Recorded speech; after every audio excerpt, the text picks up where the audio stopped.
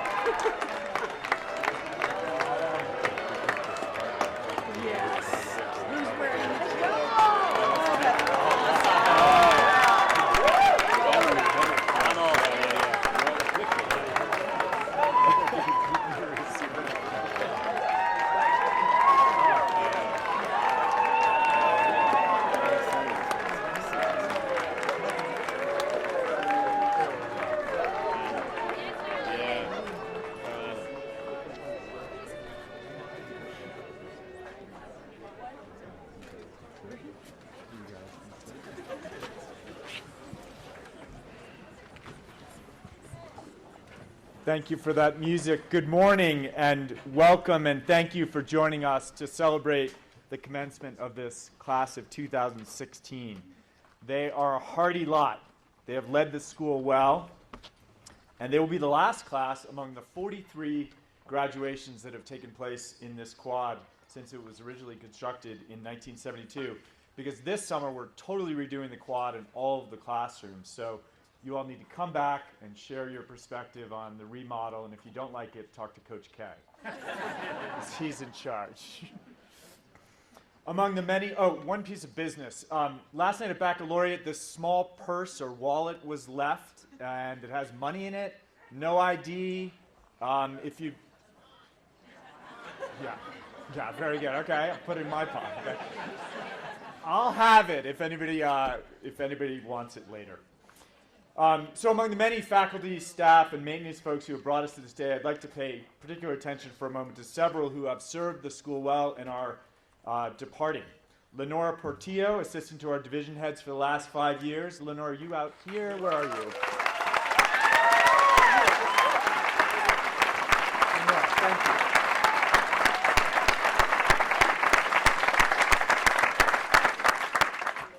Jamie Stone, Associate Director of College Counseling, coach of several sports, and always ready to pitch in when needed in ways that far exceeded your job description. Jamie, where are you?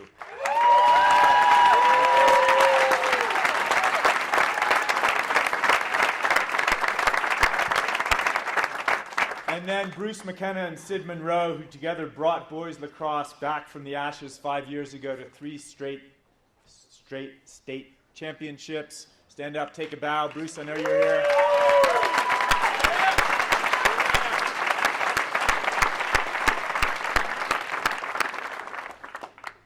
So there's a rodeo line I came across a few months ago while teaching a short story written by Annie Prue. And as you can probably tell, I'm not really a rodeo guy. But the line has stuck with me, and I checked this out with Walla Mackey the other day to be sure I understood what it meant, because she is a rodeo girl. And Prue described a rodeo rider this way. He was full of try. This rider was not blessed with talent, but he was just relentless in his pursuit of the 8-second bull ride that would put him in the money. So you guys should not do rodeo. It's a bone game, and you have far better options. But this notion of try, it has stuck with me. And I see it around us every day at this school in who we are. Gina joining the basketball team her senior year, Gordon working with aspiring 7th grade baseball players to be sure we have teams for years to come, Jessie challenging us all with her performance art, and Harsh aspiring to win the state chess championship, and all of you last night at Baccalaureate. I could cite each of you in some way in which you have been full of try, have extended beyond what's easily achievable to an arena in which you might falter, and have further honed the appetite of this school, and I am all about appetite. So here's the tough news. As you grow older, fewer and fewer of your peers will try with that sense in their minds of, hey, anything can happen, let me give this a shot. Question for you. 6 frogs sit on a log, and 2 decide to jump off. How many are left on the log? 6, because deciding is not the same as doing. I heard another line last weekend that I just loved. If you don't come down off the porch, you can't run with the big dogs. You have all been blessed with an excellent education at prep, guided by teachers who are truly gifted in their craft. But you've also grown up at a school and a town that values risk-taking, that has encouraged trying in ways you may not appreciate until you are in college. with students from Boston and Chicago and New York and Los Angeles who are just terrified of any possible misstep, any try that will not meet with certain success. You are better than that. I hope you will always, at every turn, be full of try, that you'll get off the porch and run with the big dogs.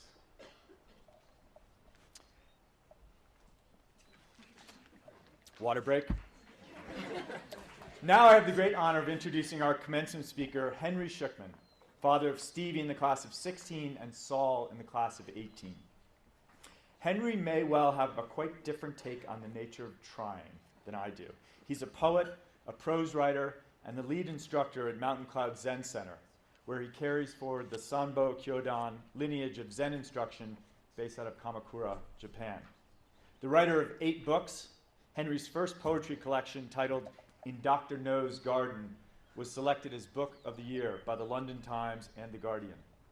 His interests, talents, and travels are far-ranging, but Henry's focus is like a laser.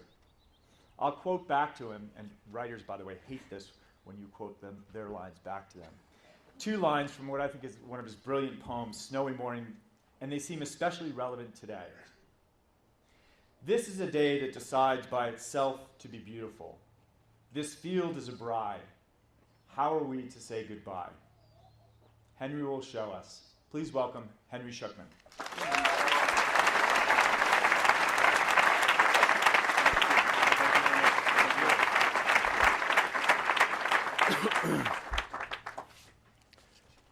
So just before I get going, I want to check at the back. Can you hear me? Yeah? Okay. I'm really very honored and humbled to have been invited to speak here today. Thank you, Jim. Faculty and staff of Prep, they say nothing done for a child is ever wasted.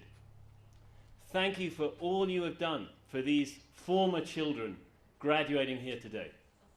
Parents, pride may be a sin, but I'm not so sure about that.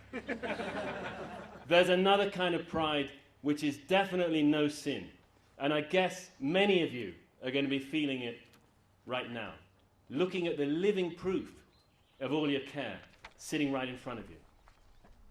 Graduates, you are totally awesome, as I discovered even more thoroughly last night at the baccalaureate. Well done, you made it. I doubt you had a lot of choice in it, but thank you anyway for letting me speak here today. This is a big day, and you just can't get around it. It's your day. We're all here because of one thing, you. If there is an end to childhood, and in my own case, my lovely wife often tells me that there isn't, this right here is it. Thank you all again for this honor. However, I do have to confess I've lost a bit of sleep over it. Should I try to offer advice? Me, who got thrown out of school at 16? Not sure you knew that, Jim. Who spent years as a vagabond writer. And as Oscar Wilde said, all advice is bad, especially good advice. Actually, a friend gave me some advice. A simple speech, Henry. Just tell them to look out for number 1 and try not to step in number 2. Or, not my line. Or should I trust the moment, have no plan, be kind of zen about it? Maybe next time. And our boys, Stevie and Saul, whatever you do, do not embarrass us, Dad. They kept telling me. I mentioned this to Jim, who simply laughed. Are you kidding? A parent not embarrass their teenagers? So here I am, and I guess there's nothing to lose. I want to tell you 3 little stories. 1, trusting the hunches. I grew up in a small city in a small rainy island, Britain. As soon as I could, I wanted to get away and see a bigger, sunnier world. My grandfather had fled Russia in the early 20th century, hoping to go to America. He got off the boat in London, England, and thought it was America. So he stayed. At 18, I became a wanderer. I guess maybe I wanted to finish his journey. I came to the US, not many of you know this, to work as a butler. My father always told me, think Yiddish, speak British, which is the only possible reason the British butler catering service of New York City could have hired me. You got the voice, they said. All you need is a tux and we can pick one up at a thrift store. That didn't last long, and soon I was working on a fishing boat. Tough work, even if you don't get seasick. Then as an airport bathroom cleaner. Surprisingly enjoyable. I felt like I'd found my true level. Then I wound up on a ranch. It was a along the way, I kept a diary. It felt like a real chore. But one evening, lying on my bunk at the end of a hot day, diary open before me, I was about to start writing when I had a hunch. Wait a minute, there has to be a better way to do this. If you're going to write, at least say what you want. It was a turning point. I took a breath, I paused, and suddenly the ranch, the landscape, the fellow workers, the eucalyptus trees, all appeared in my mind in a new way. I could feel that they were beautiful, and I wanted to get that beauty onto the page. And words came, and the writing changed completely. I'm not suggesting anyone here become a writer, but the moment I looked into my mind or heart or imagination, whatever to call it, something much better was waiting. It changed everything.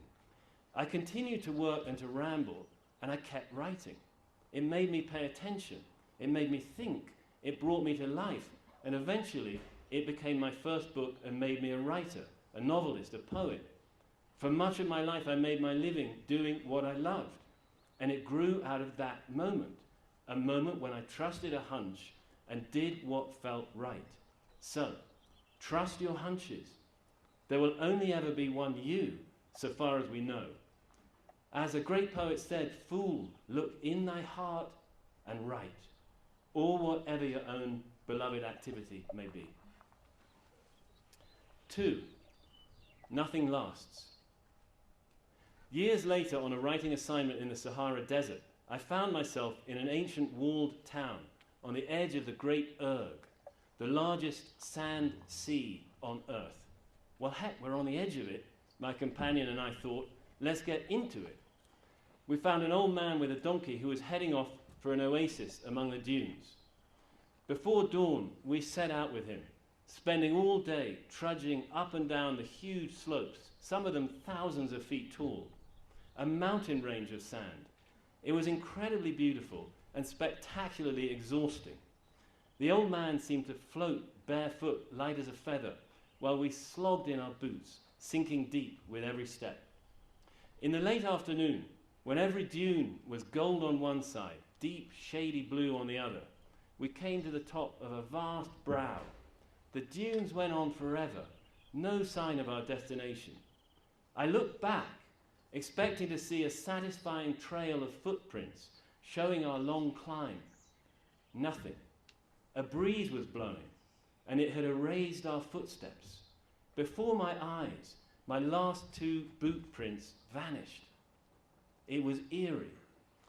As if we hadn't got there, we just were there. As if there was no past. It got me thinking. I always assume there is a past, but where is it? It's gone, truly gone. Yes, there's memory, but even that is happening now. Suddenly it was clear. All there is now. It was exhilarating, liberating. Only now. It gave us just the boost we needed to find our way out through those magical sands to the oasis. That's my second point. Nothing lasts. Some of you have had early baptism in this truth, I know. And it surely touches all our hearts that you have. But no one here or anywhere is exempt from this law. Yes, it can be painful, but we must trust that it is also good. It teaches us that there is no place to actually live except now, here, and every moment it is available. Which brings me to the last little story. 3, Life is not only what it seems.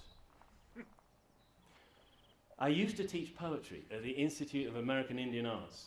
One student, a Muckleshoot Native American from the Pacific Northwest, used a word I didn't know in her poems. When I asked her what it meant, she said, "It's my whale song." Your whale song? She explained how once a year her family and relatives would paddle their canoes out into the sound, the ocean. They'd sing, play drums, chat and laugh, and soon whales would start to come. They considered them their relatives. Sometimes one would come right up to a canoe, to a single person, who would hear a song in their minds. This is what had happened to her, and she became a poet. Every year she'd go back and meet the whale. Whatever else this means, it suggests we are not as separate from one another or from other beings as we think. We are connected to the non-human world without which we simply would not exist at all, and to one another. So merely getting what we want for ourselves individually, therefore, cannot be the way to real happiness. It is simply not the whole story. Life is not an economic opportunity. It's a much greater opportunity. What if life's purpose is to find out how much more we are than we think, and then live by that? Graduates, you've grown up. Your body is adult. And whatever your parents may say, your brain is really quite close to adult. Yes, you are the only you. But the narrow ego-centered sense of self is a kind of veil. All wisdom traditions agree on this. And more people today recognize how badly we need them, precisely because they tear away that veil. They teach that contained within our very own mind and heart is all creation. Neuroscience today even agrees there's another kind of wiring the brain can go through, a sort of second growing up, which reveals our sense of separateness to be an illusion. You know this, but I'll say it anyway. Species are going extinct, the atmosphere is being poisoned, the climate damaged, and with ever-widening economic disparity, the vulnerable get treated worse and worse by the powerful. If we really knew we were all one great existence, what would we do? Maybe that's a bit much for first thing on a Friday morning. But this is a big day, and I'm almost done. You've grown up in a most remarkable place, not just America, but Santa Fe. The beauty here will always be part of you. You've been to an exceptional school. You're gifted, super talented, and very, very well educated. Plutarch said that to grow up true, youth needs time in nature. You've had that as well. You have all it takes. We don't know where your road is going to lead you, but one thing we know. It leads out of here, past that gate at the end of the school drive. The only thing left to do is to bless you on your way. Go out and find who you are. May the wind be at your back. May the sun be warm on your face. And may the road rise to meet you. Thank you.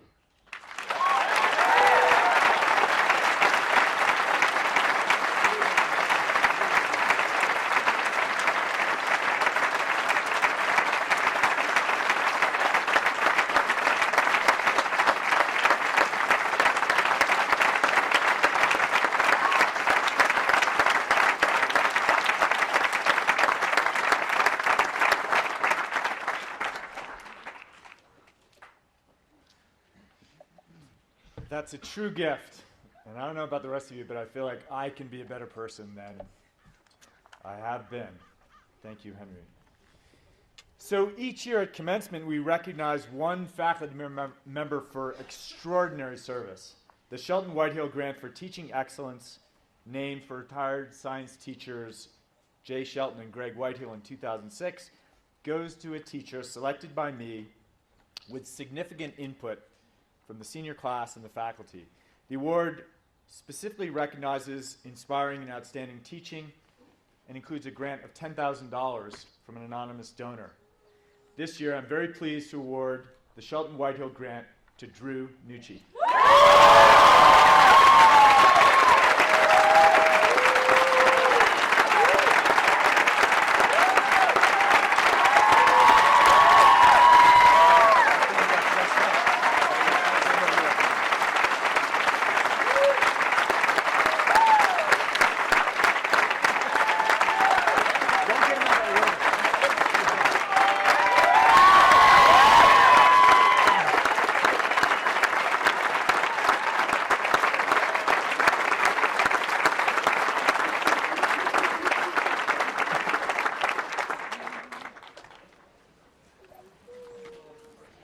I have the check somewhere, Drew. Don't forget to get it from me.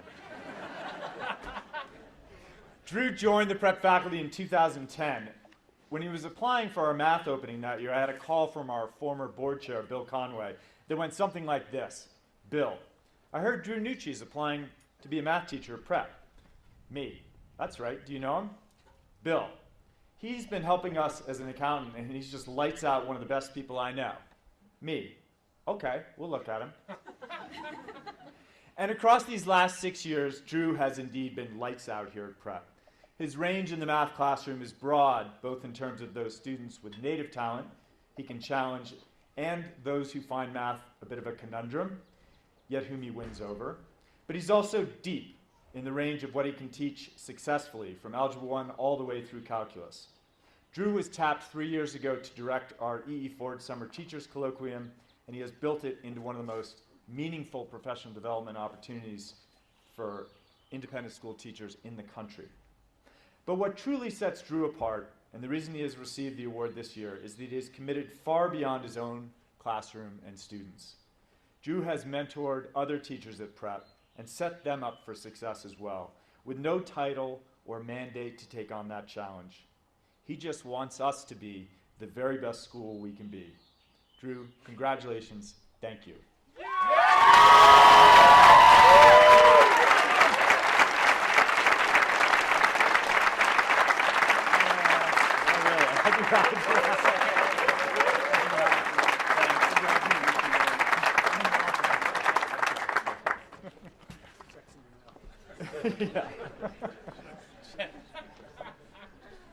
Now please welcome Chair of the History Department, Nick Worth, for the Robert W. Kurth Humanities Award.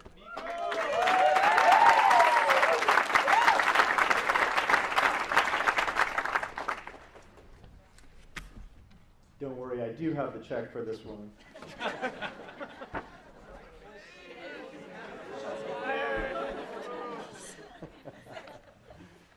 Good morning, everyone. The Robert Kurth Humanities Award was created and is sponsored by the Alumni Association to honor the contributions of retired humanities instructor Robert Kurth.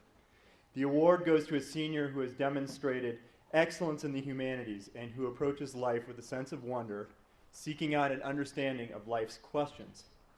The award consists of an inscribed book and a $500 contribution towards the first year's tuition at the recipient's college of choice. This year's awardee truly exemplifies the qualities that Bob imbued in his students. He is inquisitive, open-minded, and reflective. He reads with a critical eye and tackles difficult questions. This young man has made a mark for himself in our history classes. His teachers reflected on his time at prep. Mark Bixby, who worked with him in 11th and 12th grade, commented, "It's hard to encapsulate his excellence because to fully appreciate how he does history, you have to see him in action. He is visibly and palpably stirred by the study of history, and his energy and engagement is inspiring to his peers and teachers. History truly comes alive in his hands." Coco Ray, his world history instructor, wrote, "He has an encyclopedic knowledge of a huge swath of history, from ancient Persia and Rome to the Crusades, from the founding of the U.S. to the Cold War, and everything in between. In my honors history class, he was the foundation of every discussion without being dominating, and from the very first, his classmates looked to him to lead the way through challenging texts and analysis. The final paper he wrote was full of original scholarship and showed a profound mastery of one of the most difficult and critical points in Roman history. Coco goes on to say, then of course there's his leadership as my teacher's assistant, where among many other duties, he taught an entire week of lessons on the Crusades that he designed and led on his own. He's a natural teacher and an unbelievably gifted historian. He lives and breathes this stuff. In addition, he built connections outside of Santa Fe Prep, working with the Museum of New Mexico for his senior TAP and interning at the historic Santa Fe Foundation for his senior independent project this spring. He clearly loves to share his passion in the humanities with a broader audience. I can't wait to read his first book on the fall of Constantinople during the Fourth Crusade. Or perhaps it will be on the rise of American populism in this crazy year of 2016. Either way, I would not be surprised to see him sharing his craft in a classroom someday. It's such a pleasure to recognize Michael La Posada with the first.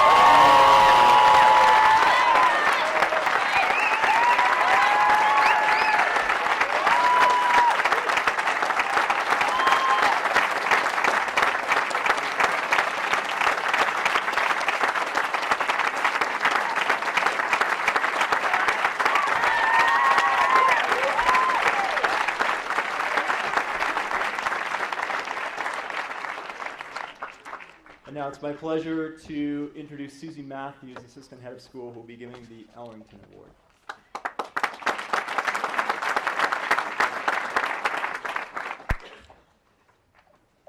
The Elrington Award goes each year by vote of the faculty and administration to that senior whose honesty, determination, generosity, and leadership evoke the traits associated with Brigadier General Mordaunt Elrington. The general was a legend over the first 2 decades of our school's history, bringing both a seriousness of purpose and a love of teaching to his Latin and history classes, and to his service as assistant head of school and head of the middle school. This year's Elrington Award recipient is Greta Brown.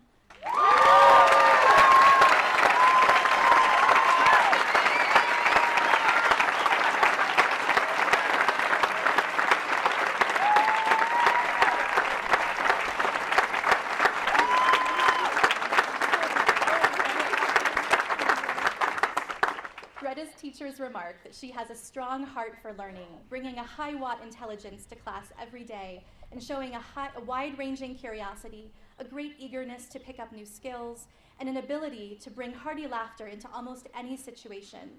In discussions, she is earnest, honest, and sincere, always challenging herself and those around her. One teacher said that Greta calls us all to account if we get too facile in our assumptions. Another describes Greta's intellectual fervor and kindness without measure. Her empathy extends well beyond the classroom. While Greta might describe herself as fiercely independent, she also recognizes that asking for and providing help are necessary for growth, for connection, for living as fully as possible. In her first week at prep, Greta talked with me about helping out with student council. Even though we had held elections previously, she said she didn't need to be officially on the council in order to help out. Greta's coaches note her leadership in the pool and on the field. She gave her all even when she was injured and consistently offered genuine encouragement to her teammates.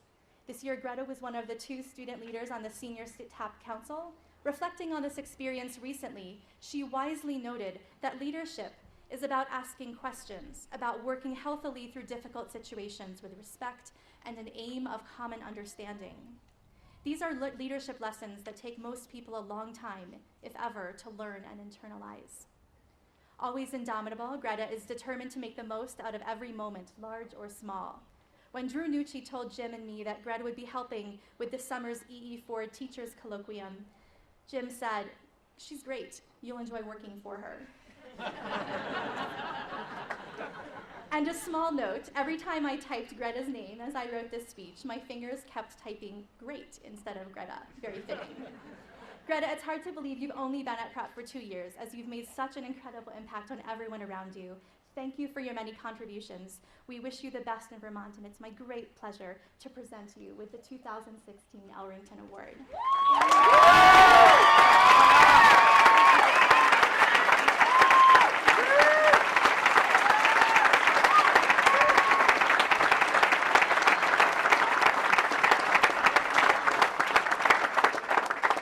Since 2007, a senior class speaker has been selected to deliver an address at commencement. Last night at baccalaureate, I told Sibel I would be introducing her today, and I asked her if there was anything she wanted me to say. She thought for a moment and then said jokingly and with a true theatrical air, "Tell them I'm majestically wonderful." When I said, "Okay," she immediately said, "Wait, you don't have to say that, don't say that." I told her, I don't have to, but since it's true, I'm going to say it anyway.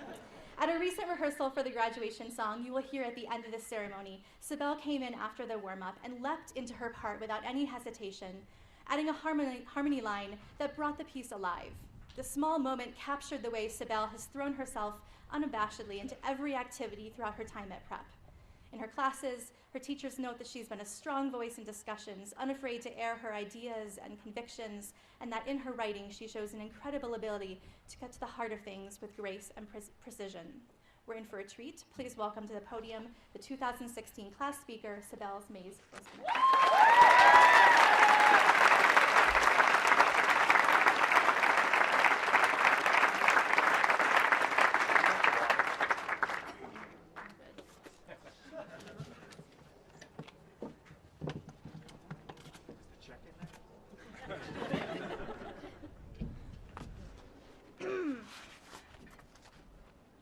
Moist. Sorry, that's my personal mic check.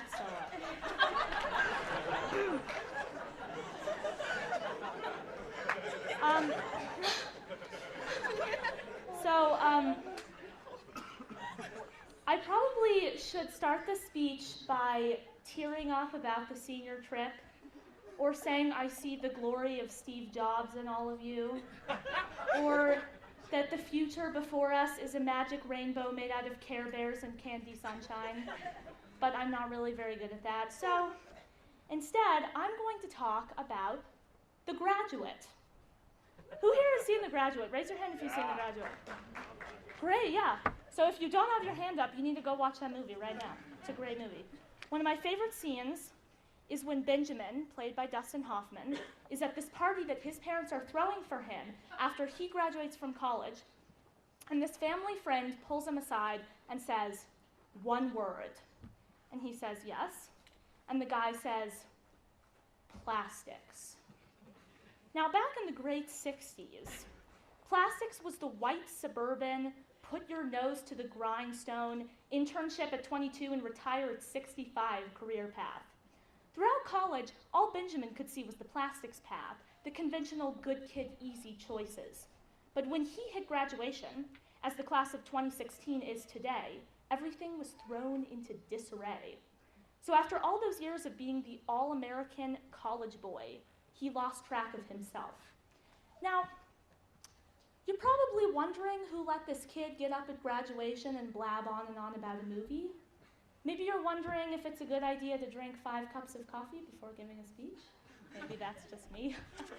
But here's the point.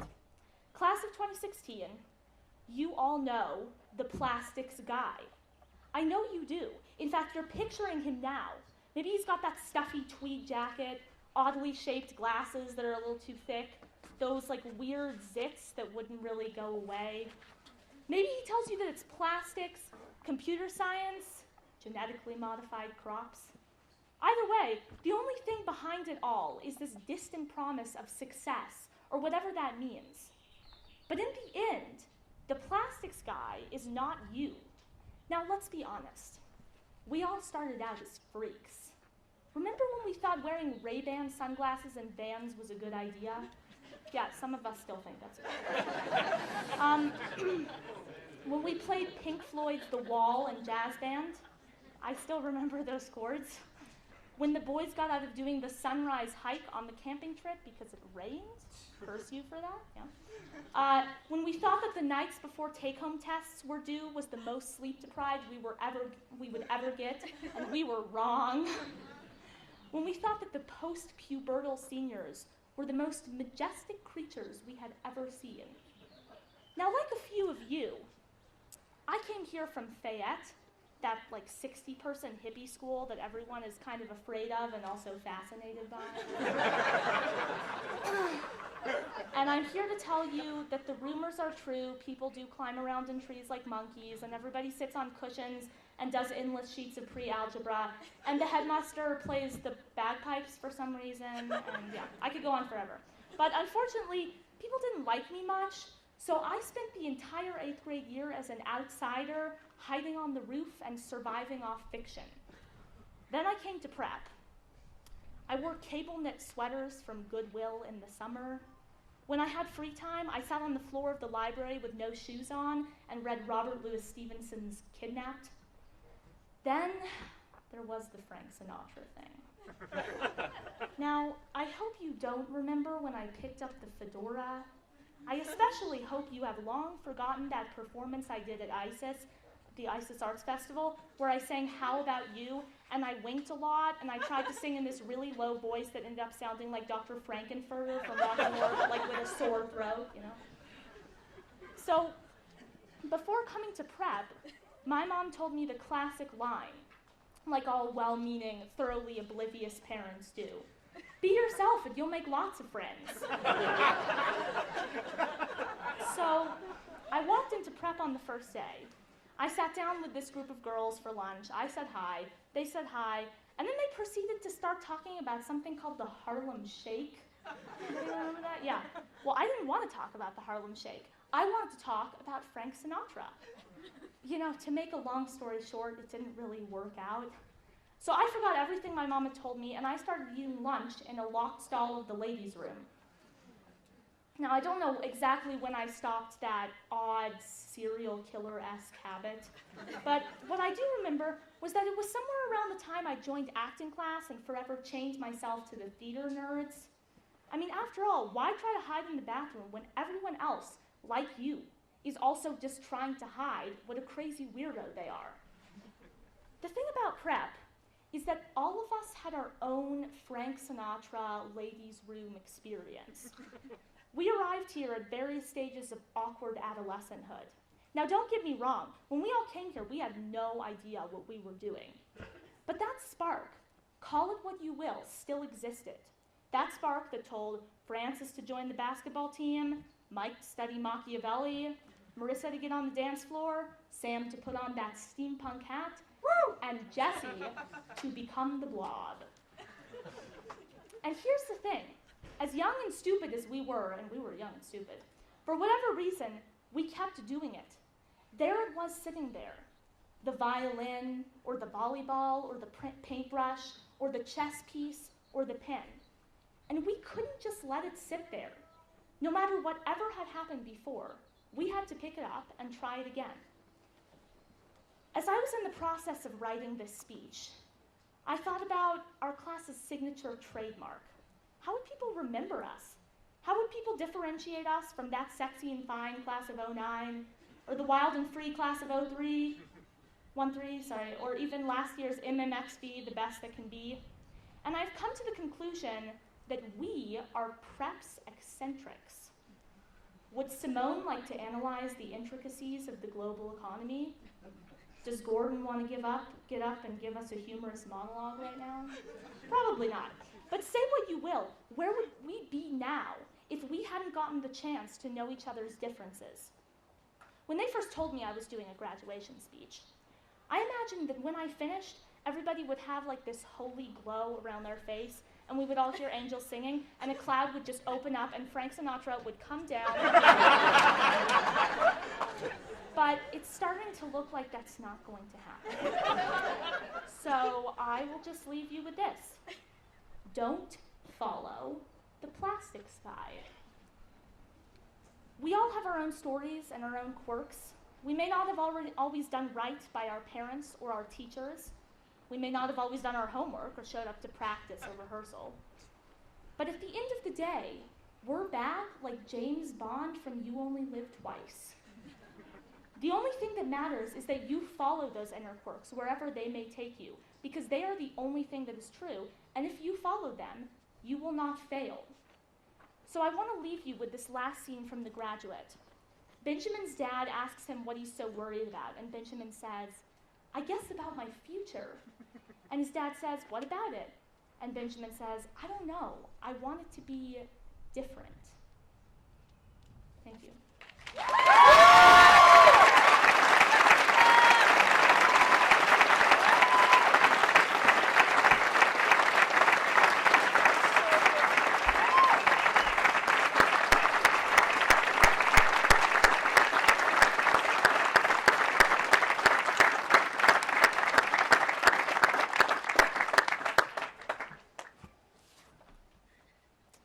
Excellent. Thank you, Sibel. So, before we do diplomas, I just want to recognize two groups who've been critical to the success of these different, eccentric, wonderful kids. First, the faculty and staff who have guided, mentored, inspired these seniors. Everyone who's worked behind the scenes to pull together this lovely ceremony. Colleagues, you are tremendous to work with. It's an honor.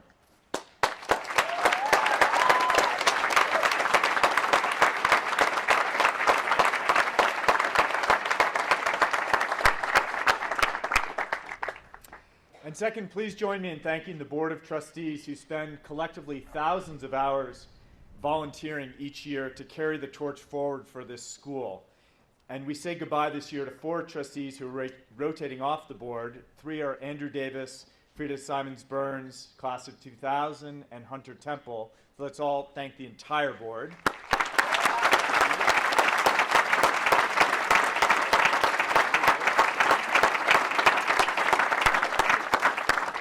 And then I'd like to ask the 4th trustee rotating off to join me up here, Kelsey Brown, for a moment.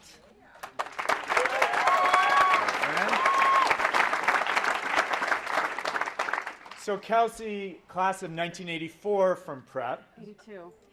Oh, 82. I do that all the time. But I get it wrong in the right direction. Yeah, that's the key. Younger. Right. That's so funny. She's the mother of graduates Griffin, Liam, and Aiden, a rising junior at Prep. Kelsey joined the board in 2007 and has served for 9 years. The normal term is 6 years. For the last 4, and as we've completed the $14 million capital campaign chaired by Trustee Emerita Carol Romero-Worth, Kelsey has served as board chair, and that's the longest tenure as board chair in the school's history. Kelsey, all you have done for this school you love, and for me personally, goes beyond words. We are all so grateful. Thank you.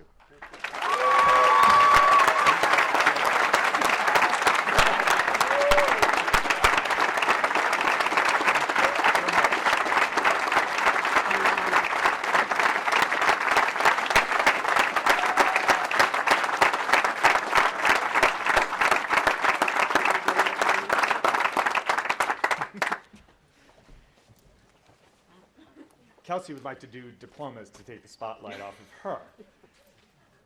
So we have a tradition I want to let you all know here at Prep that to recognize their service, faculty, coaches, and trustees who have a child who's graduating this year may assist in awarding the diploma. And I'm sure every parent would like to be part of that, but I appreciate your support and understanding of this tradition. So here we go.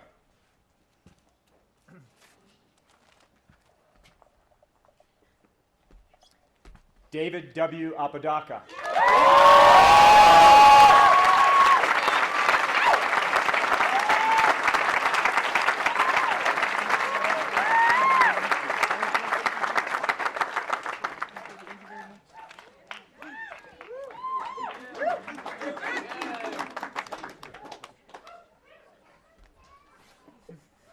Let's stay in A's and B's. Anna Catherine Bennett.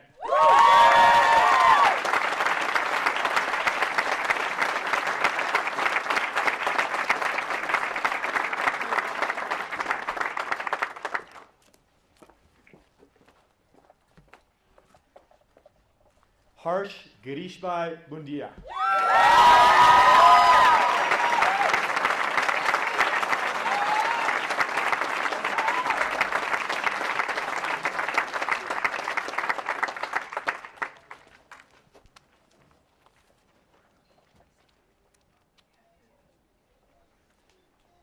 Greta Levisa Brown.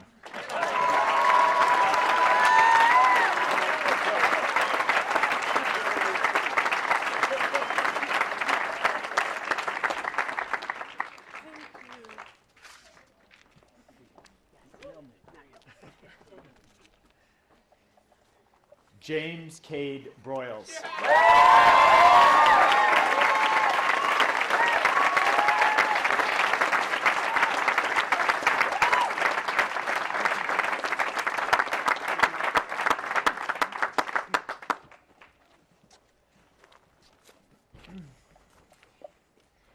Grecia Elena Barola.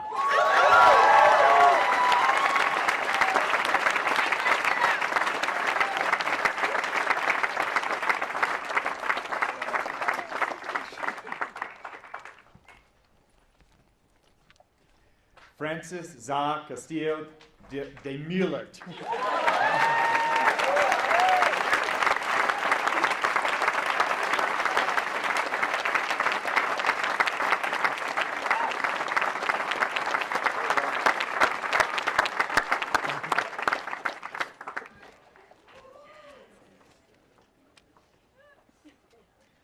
Simone Okwe Katanak.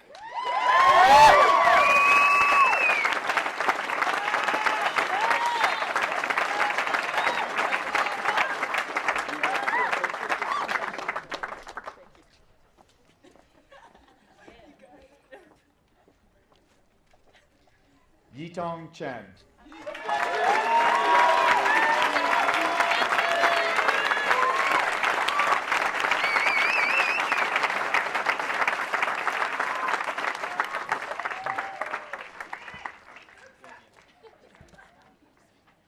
Sam Connon.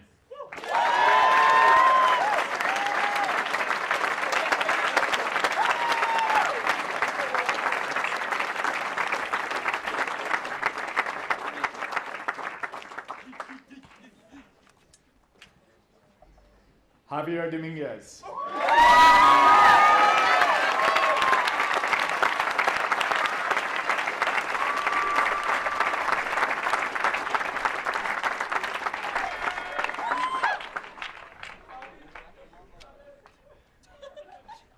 Alessandro Raul Fernandez Leisure.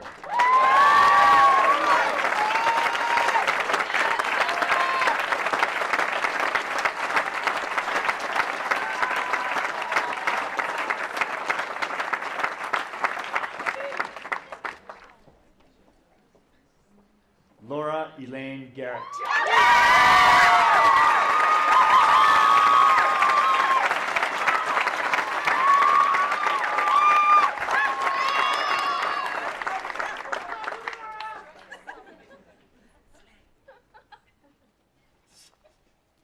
Lori T. Garrett.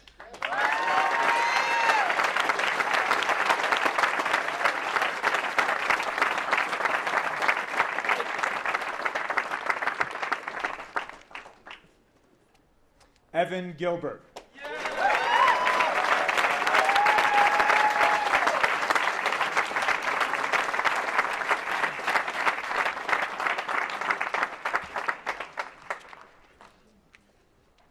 Bianca D. Gonzalez.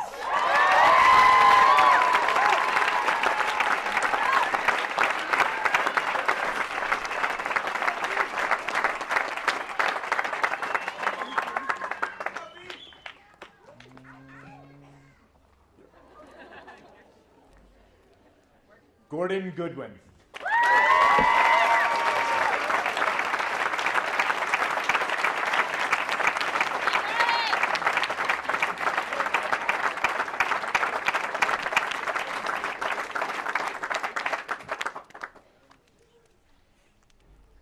Jesse Hodges.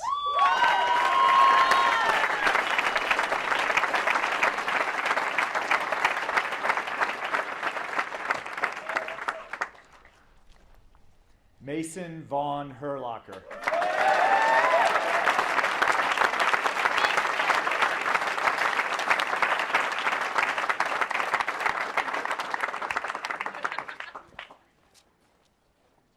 Amanda Ingram Jacobs.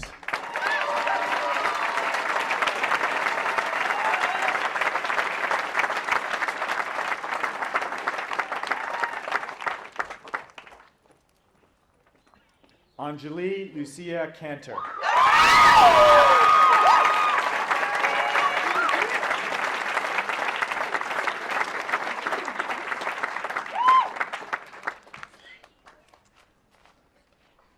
Kristen Caroline Knight.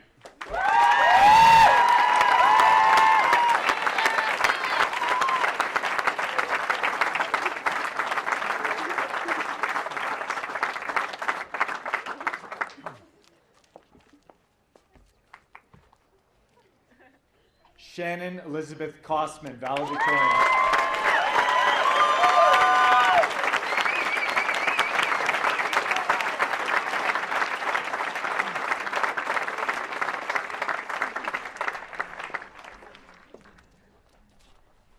Michael LaPosada.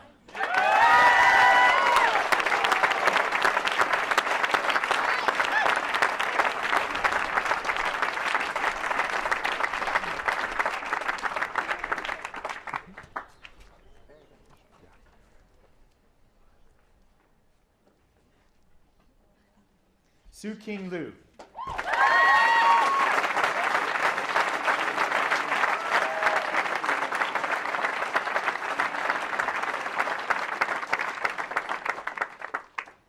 Jared Patrick Lucero.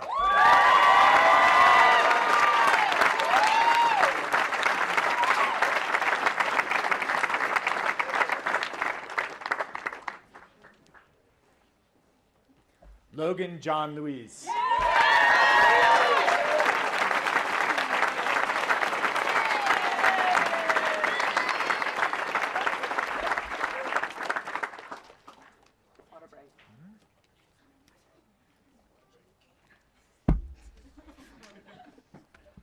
Gina Sophia Moran.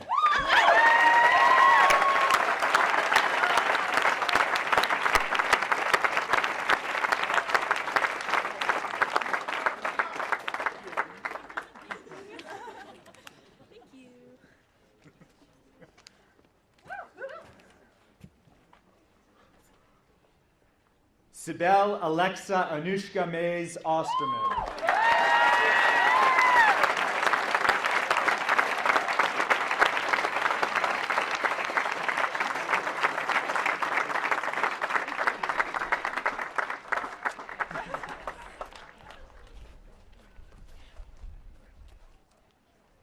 Donal Morris McKenna.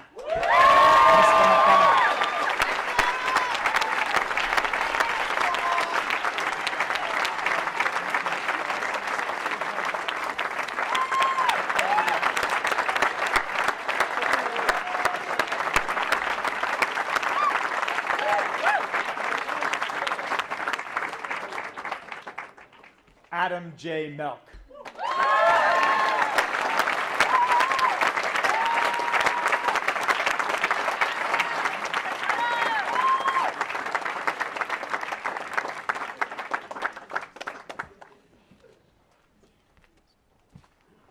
Hugh Drake Marions.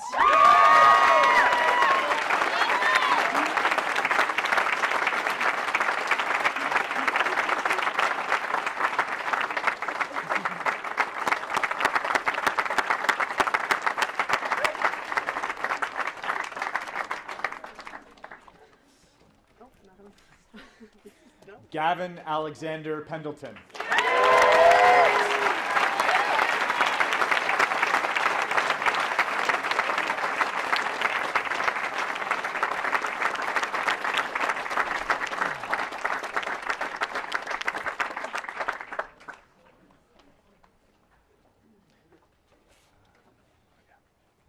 Lawrence Jeremy Portillo.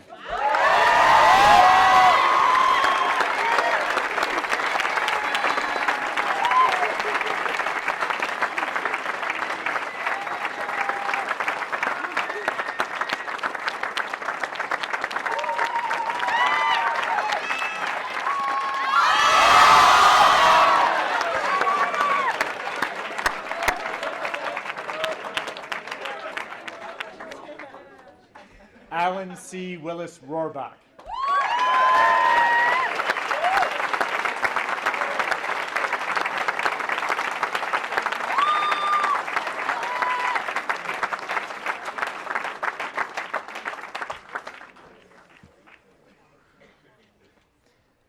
Marisa Elena Sanchez.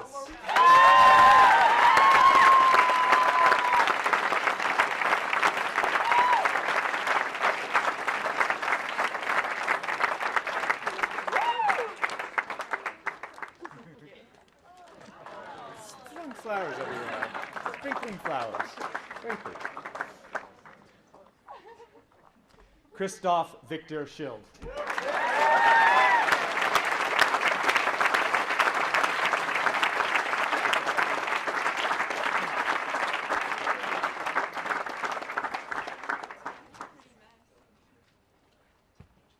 Tyler Hugh Sharples.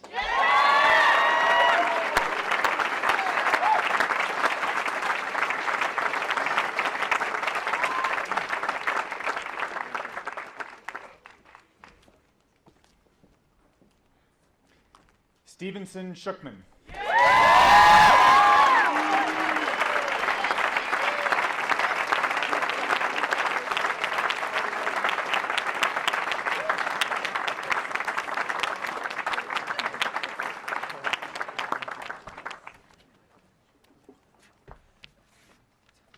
Rachel Brittany Sidebottom.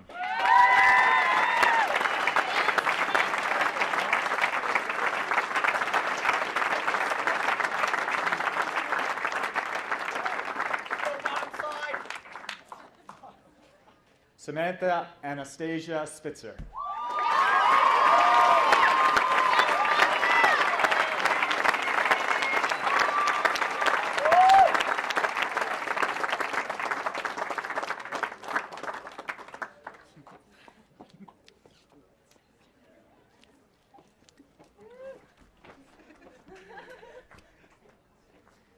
Samantha Ray Walamaki.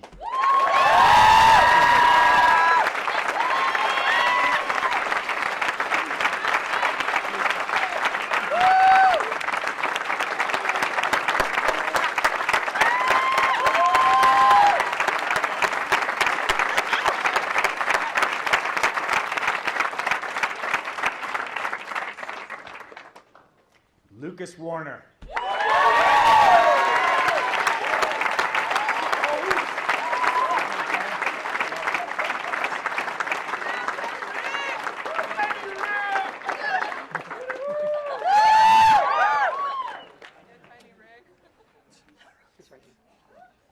Adam Hillenbrand Wyrock.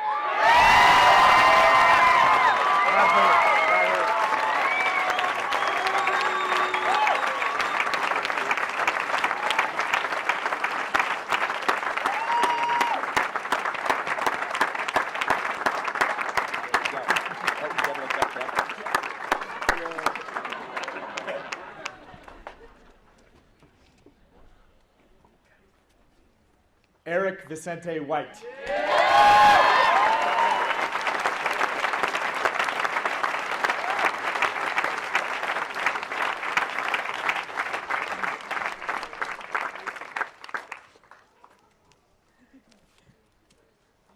Samantha Natasha Carey Whitegeese.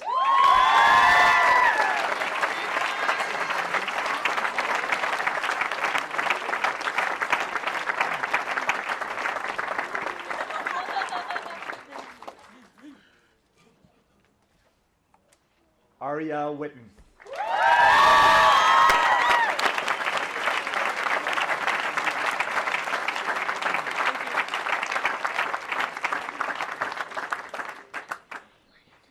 Siyawu.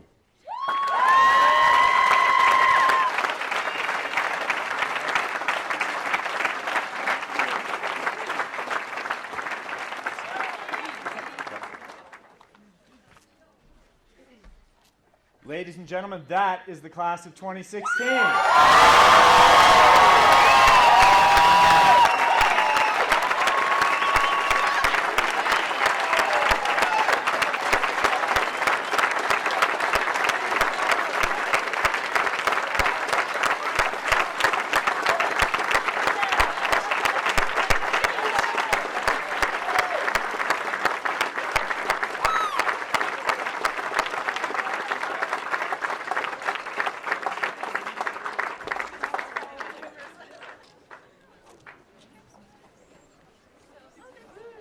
Our music director, Chris Ishii, has pulled together a choral ensemble, and we'll hear from them now.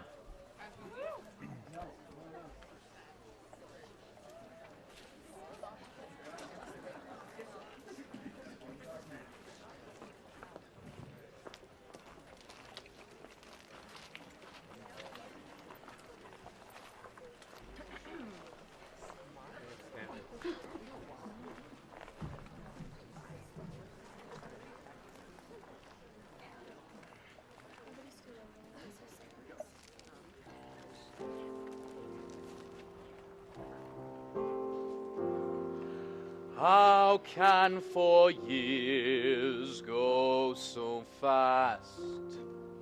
You look around, the day has passed. When you're at prep, time is precious stuff. Even a lifetime isn't enough. Where has the time all gone to? Haven't done half the things we want to. Oh well, we'll catch up some other time.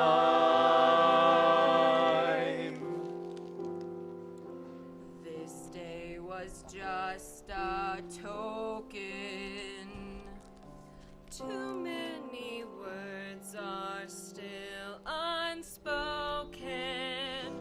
Oh well, we'll catch up some other time.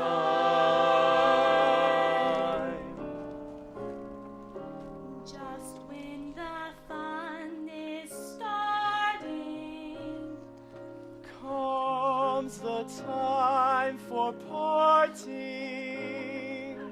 But let's be glad for what we've had and what's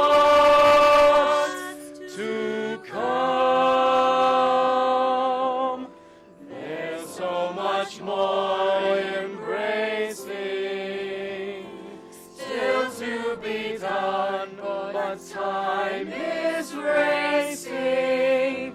Oh well, we'll catch up some other time.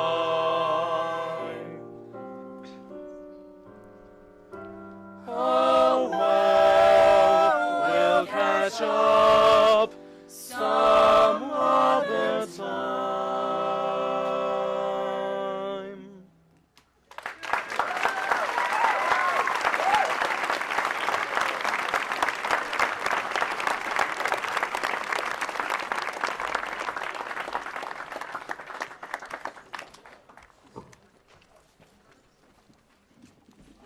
Thank you, lovely. They don't invite me to their rehearsals. They don't even tell me when they are.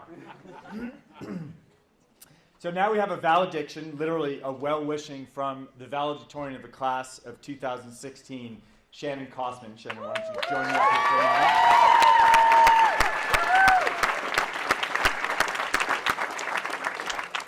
Shannon is pretty special. She's a world-class Irish dancer, as those of you who were baccalaureate last night saw, a stellar student across all disciplines, or formidable fencer. And remember my earlier comments about being full of try. As a senior this year, she joined the swim team and the track team when she had some time to test her limits in new ways and help out the team where she could. Shannon, you have embraced every aspect of your experience across 6 years here. Shannon is headed to Dartmouth in the fall, and we fully expect you will continue to expand your comfort zone, and your classmates will likely say with wonder, wait, you're from New Mexico? Welcome, Shannon Kosman.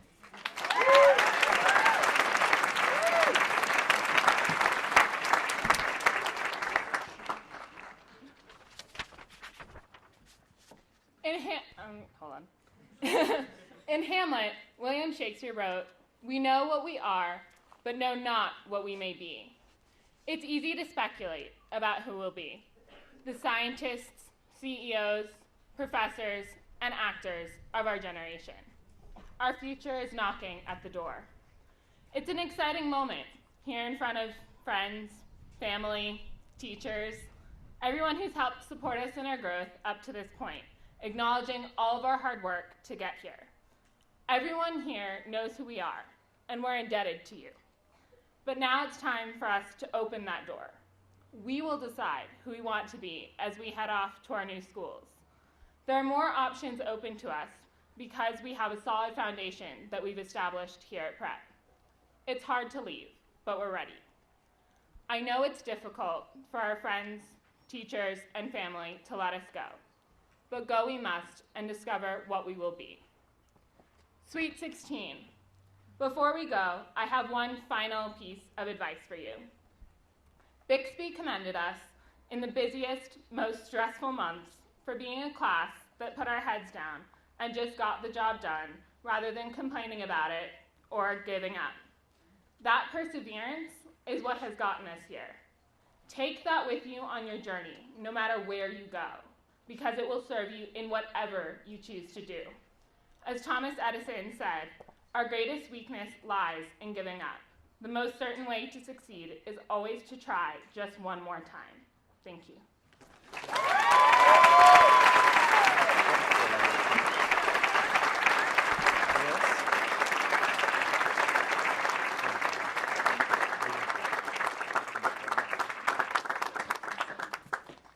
See, Nucci, I had Shannon's because it doesn't cost any money.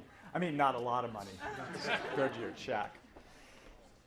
So to close our commencement exercises and officially end the school year, I've asked Quincy Conway, class of 2017, to ring the Elrington bell 4 times, Quincy, and the seniors will then recess. You are all invited to a reception hosted by the junior class in the library immediately following. Quincy, it's up to you.